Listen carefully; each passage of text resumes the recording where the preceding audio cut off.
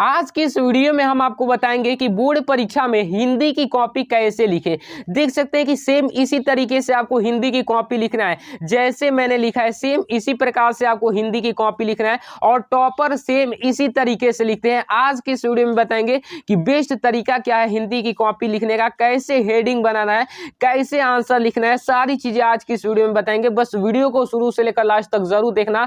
इस वीडियो में आपको कवर पेज भी भरना सिखा देंगे और देख सकते हैं कि टॉपर ऐसे ही लिखते हैं, जिस तरीके से मैं लिख कर लाया हूं सेम इसी तरीके से टॉपर लिखते हैं, जिनसे उन्हें 100 में 100 नंबर मिलते हैं। ठीक है ना, 100 में 100 जिनसे उन्हें मिलते हैं और सेम इसी तरीके से आप भी लिखोगे तो आपका भी 100 में 100 नंबर 100% पक्का हो जाएगा, 100 में 100 नंबर। ठीक है ना, और 2024 बोर्ड देने वाले हो तो मोस्ट इंपॉर्टेंट ये वीडियो है। वीडियो को लाइक कर दीजिएगा, शेयर कर दीजिएगा। चलिए वीडियो को स्टार्ट करते हैं। देखिए यहाँ पर सबसे पहले हम आपको बता दें कि इसका कवर पेज कैसे भरना है, और ये आपका ये पेपर भी लेकर आ चुका हूं, जिस पेपर का ये सोल्यूशन है ये पेपर भी लेकर आ चुका हूं। इससे आपका मॉडल पेपर 2023-24 का भी तैयार हो जाएगा अच्छे से, और आप कॉपी लिखना भी अच्छे तरीके से सीख जाओगे। तो इसलिए हाथ जोड़कर रिक्वेस्ट कर रहा हूं कि वीडियो को लास्ट तक जरूर देखना।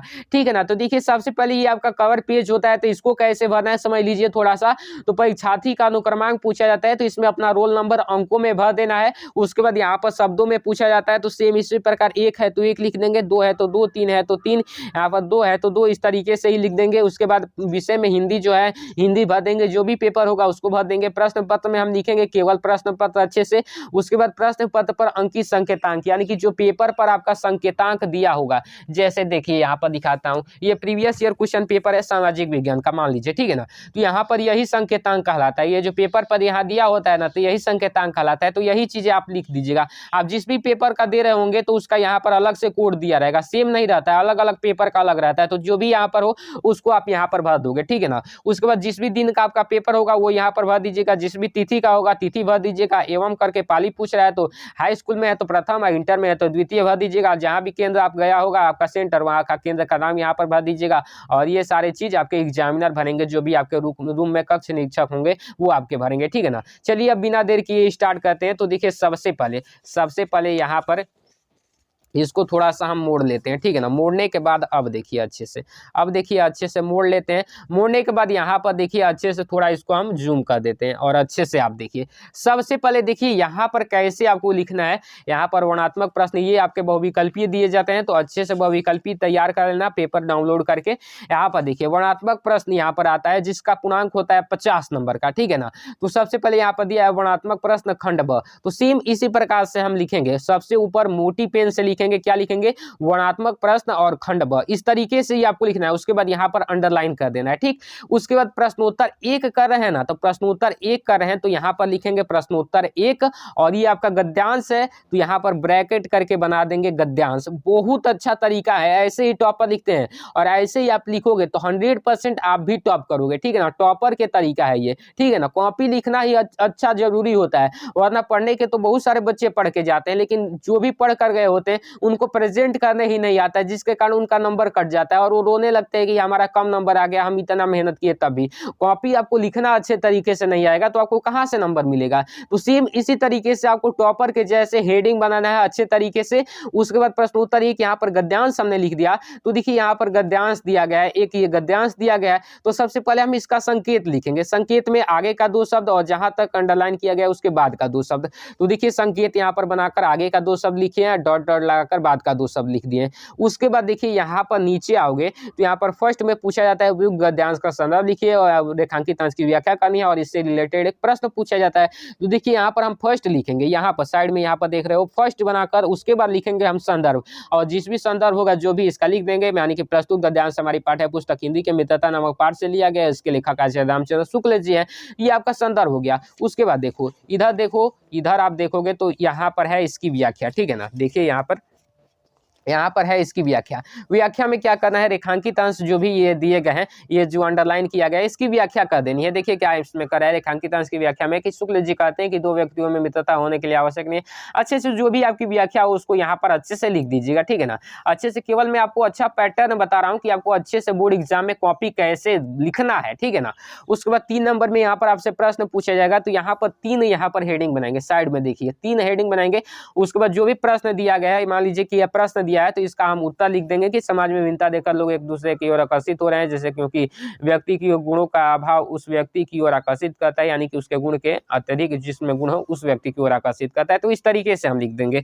उसके बाद देखिए यहाँ पर ये आपका गद्यांश समाप्त हो जाता है। उसके बाद 2 नंबर में अथवा करके भी दिया जाता है, या तो ऊपर वाला कीजिए या नीचे वाला, दोनों में से कोई एक करना है। अब यहाँ पर उसके बाद दिया जाता है प्रश्न नंबर 2 में आपका पद्यांश। पद्यांश क्या दिया जाता है कि दिए गए पद्यांश पर आधारित किन्हीं 3 प्रश्नों के उत्तर दीजिए 6 नंबर का। ये आपका पद्यांश है।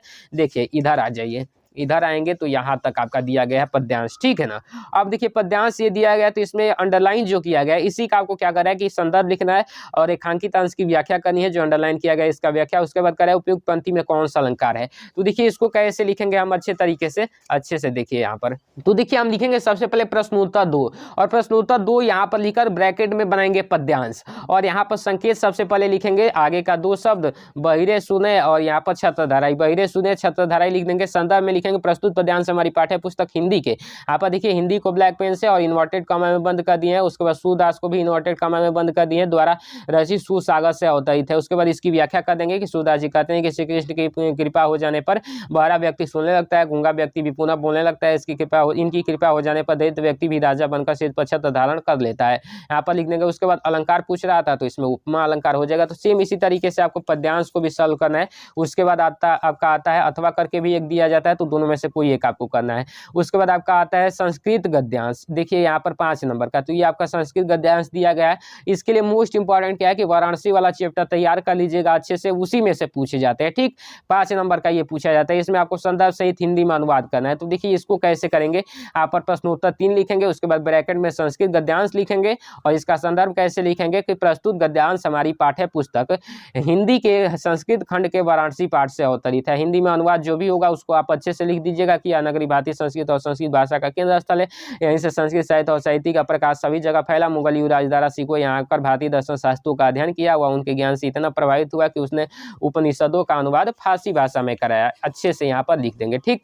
चलिए उसके बाद ये आपका हो गया ना। उसके बाद ये हो गया तो आपका आता है यहाँ पर संस्कृत पद्यांश, ये भी 5 नंबर का। यहाँ पर कहता है कि संदर्भ सहित हिंदी में अनुवाद कीजिए। देखिए एक ए श्लोक दिया गया है अथवा करके, एक ए श्लोक दिया है, तो दोनों में से कोई एक आपको करना है। तो हम किए हैं अथवा वाला। तो देखिए कैसे लिखेंगे, सबसे पहले अथवा वाले को सबसे पहले हम लिखेंगे प्रश्नोत्तर 4 है, तो यहाँ पर प्रश्नोत्तर 4 लिखेंगे और संस्कृत पद्यांश ब्रैकेट में लिख देंगे। उसके बाद अथवा वाले कर रहे हैं तो अथवा यहाँ पर नीचे लिख देंगे, ठीक है ना, अच्छे से। उसके बाद देखिए संदर्भ कैसे लिखेंगे अथवा वाला। देखिए ये था सर्वे भवन्तु सुखिनः सर्वे सन्तु निरामया सर्वे भद्राणि पश्यन्तु मा कश्चित् दुख भाग भवेत्, ठीक है ना। तो इसको हम संदर्भ में कैसे लिखेंगे, प्रस्तुत पद्यांश हमारी पाठ्य पुस्तक हिंदी के संस्कृत खंड के भारतीय संस्कृति पाठ से उद्धृत है, ठीक है ना। उसके बाद यहाँ पर हिंदी में अनुवाद क्या लिखेंगे कि सब सुखी हो, सब रोग रहित हो, सब कल्याण को देखे अर्थात सभी का कल्याण हो, कोई भी दुखी ना हो अर्थात कोई भी दुख का भागी ना बने। ये आपका संस्कृत पद्यांश हो गया।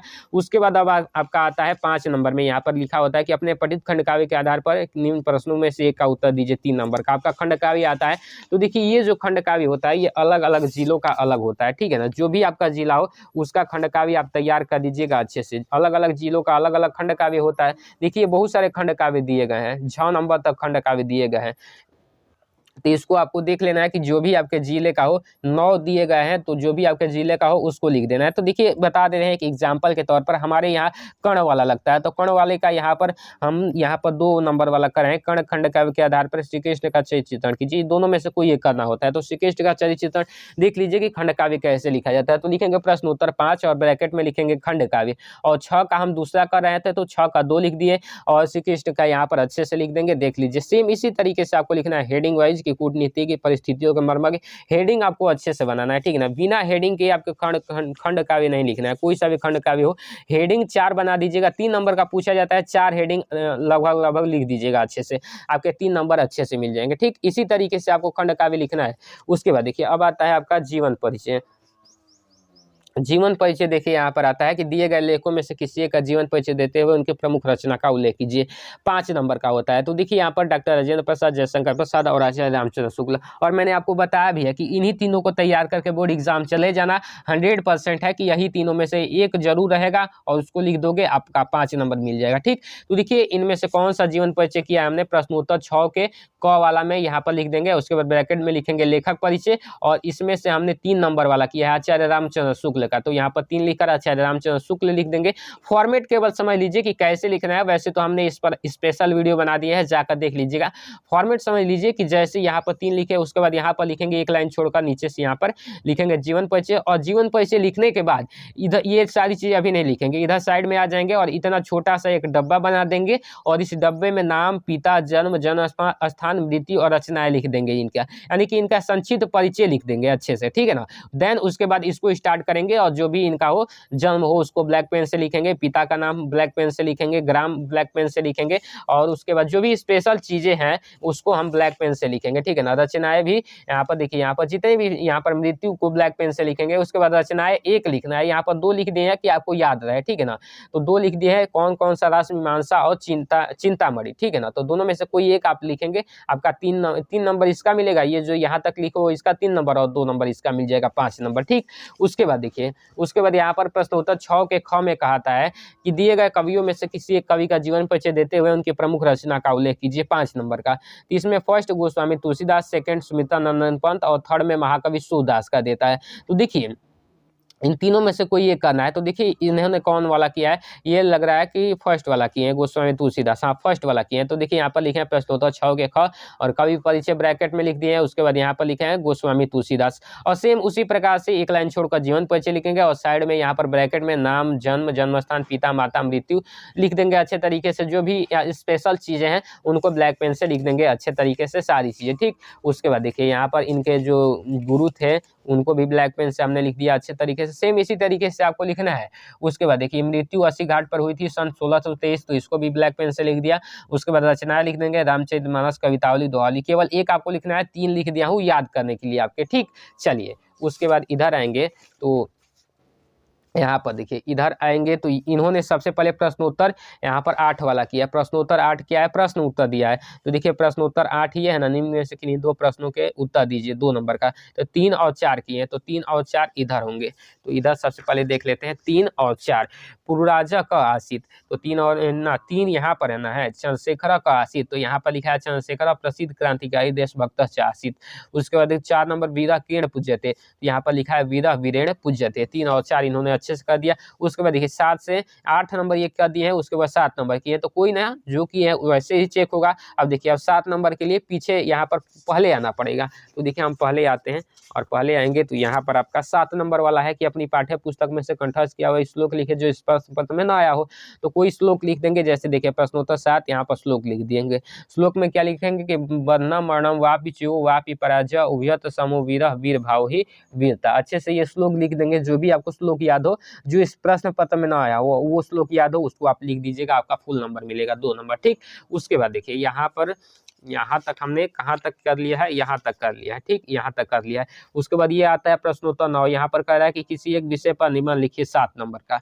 तो निबंध देखिए सेम इसी तरीके से आपको निबंध लिखना है, देख लीजिए सेम इसी प्रकार से निबंध लिखना है।